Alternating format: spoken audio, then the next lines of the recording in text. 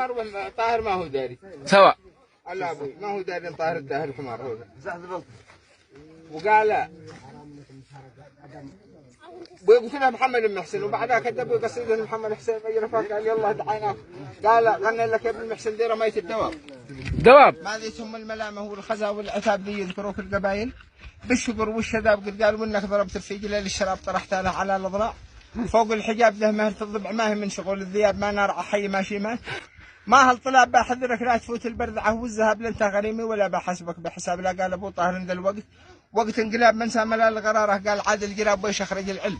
رعرقه غطش بالتراب وبعد الحين يا سيار شل الكتاب لمحمد حسين هو يعجب على ذا الخراب سلم لها الاف ما فلت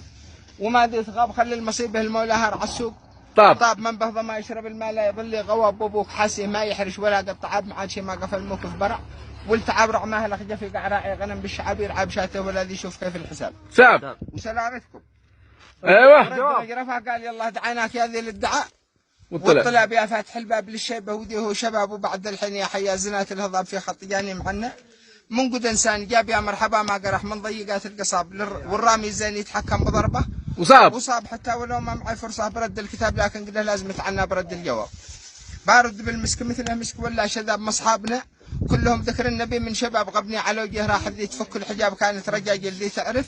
بقول الصواب والحق معروف للحاضر وذيهم غياب واليوم كلهم فرح بالمشكله والخراب يطير وحب صافي الحدى والغراب